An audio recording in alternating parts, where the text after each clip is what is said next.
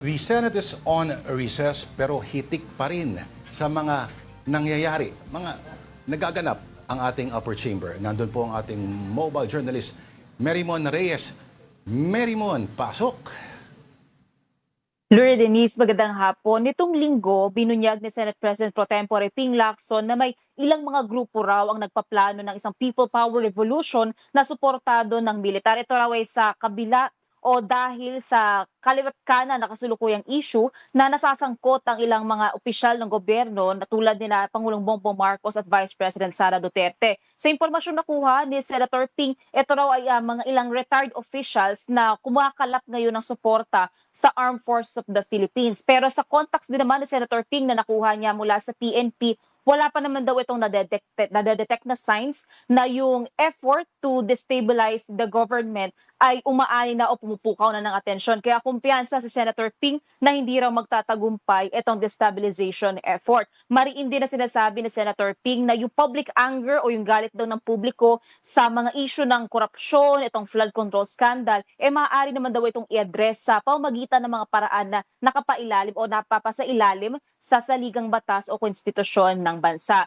But then again, walang magiging ligtas sa gagawin o isinasagawang investigasyon ng Senado kahit pa maituro ng mga ebidensya si Pangulong Bongbong Marcos. Pero ninote din ni Senator Ping dito, yung mga ebidensya, yung mga aligasyon, ito ay dapat formally submitted o kaya naman ay under oath. Kaya kapag napasok sa usapan si dating ako Bicol Party List Representative Zaldico, yung mga allegation niya kasi months ago, pinost niya ito online, sabi ni Senator Ping, at hindi ito sinabi under oath. So, wala pang evidentiary value or weight itong alegasyon ni Zaldico. Pwera na lamang nga kung may isasalang na siya at first chance sa pagdinig ng Blue Ribbon Committee. Lord Denise. Merymon, okay. Sabi ni Senator Lacson, tama ba? Parang nakahanap na rin siya ng paraan na maituloy pa rin yung paglalabas ng Blue Ribbon Committee report.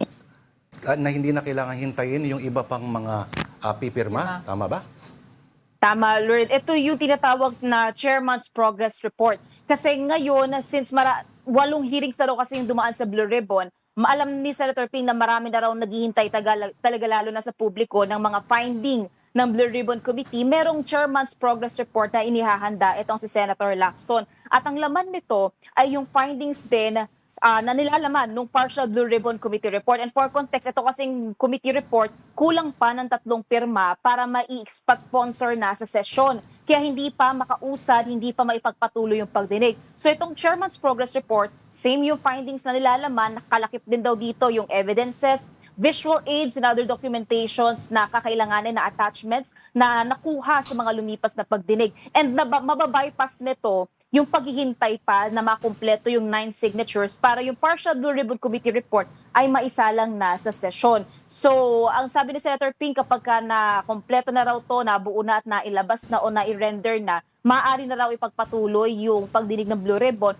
at pasok pa rin sa plano na imbitahan si dating House Speaker Martin Romualdez, even itong si Ako Bicol Party List, former Congressman Zaldico, kapag nakarating na raw dito sa Pilipinas at first chance, yan ang plano nila imbitahan. Kasama na rin yung mga ex-marine na meron ding binabatong aligasyon tungkol sa pagbibigay o pagde-deliver ng flood control kickbacks. Alright.